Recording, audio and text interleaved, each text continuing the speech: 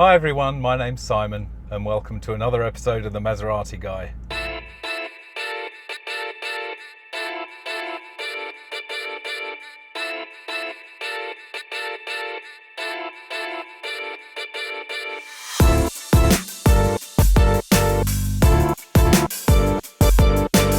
So we're sitting in the cockpit of the GranTurismo again, and as I hinted in one of my earlier videos, I'm going to take a look at the voice recognition and command system on the GranTurismo. I've never been one for using this kind of system in the past.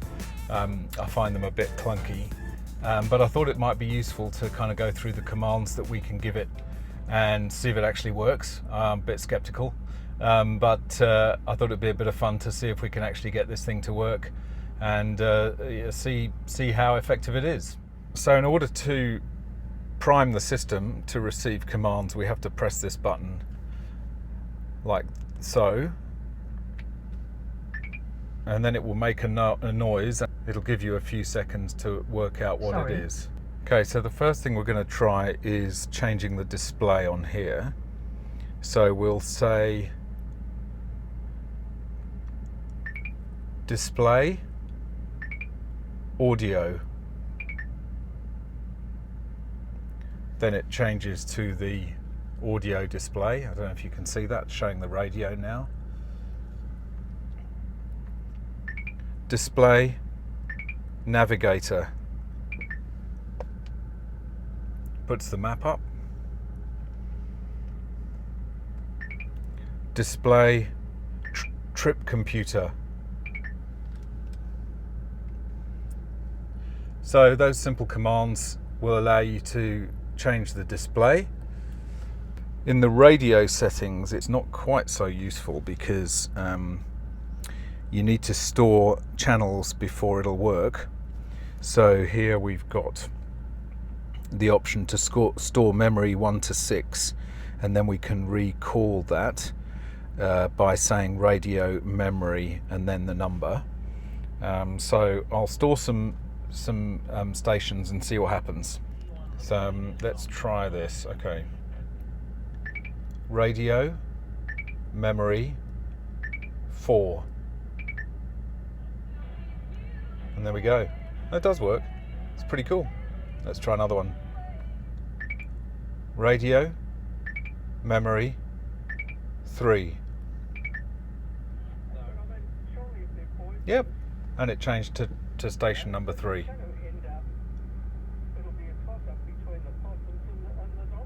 Now I haven't got a CD that I can demonstrate this with, but the system is pretty much the same for using a CD. You can say CD player, then track number, and then a number. You can do previous track and next track. There's a directory function. I'm not quite sure what that will do. Similarly with jukebox and USB, you can so if you've got a USB storage device connected, you can navigate between the various tracks on that. Navigator, directory. Sorry? Address book. The directory is empty. Okay, it's saying the directory is empty. So I don't know which directory that's referring to.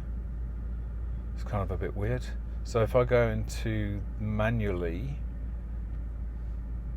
navigation, select destination from the directory, I did put in an address there, but that doesn't seem to come up when you access it through voice commands. Okay, so I've worked out the navigation and the call system. So what you have to do is in the directory, you go into the menu and then into telematics directory and managing directory files, consult or modify a file. Then when you get down to the one that you want to look at, this is for Andrea, my friendly mechanic.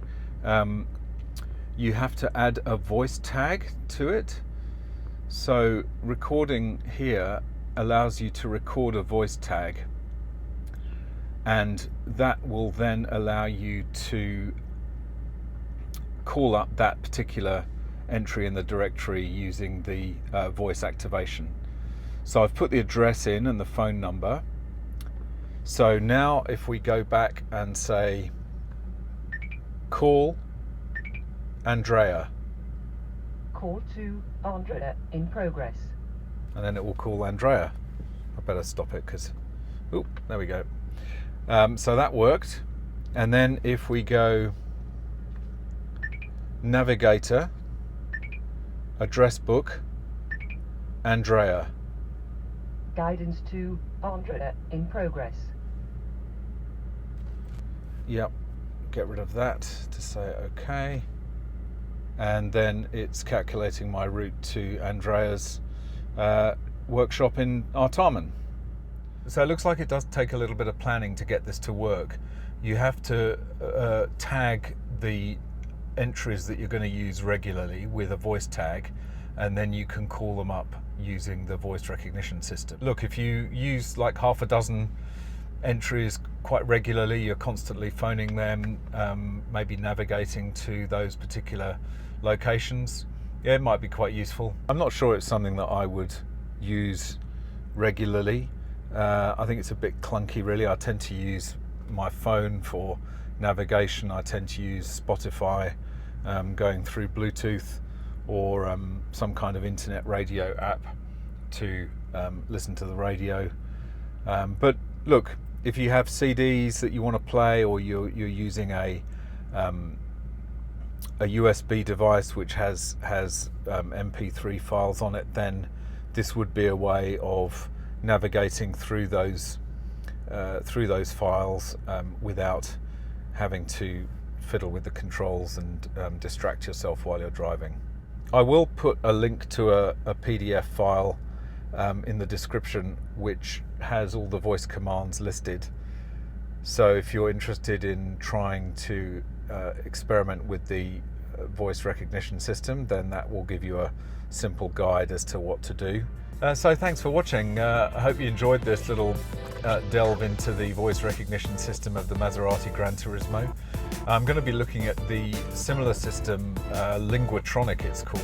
Everything's something tronic in Mercedes. So there's one in the SL500, and I think my C63 has got a Linguatronic system as well. Again, I don't personally use it, but you guys might find it useful to have an introduction to how it works. So if you did find this video useful, please feel free to give the like a click. If you feel like subscribing, that would be great. You can follow me on Instagram at Maserati Guy 2017, and I look forward to seeing you in the next video.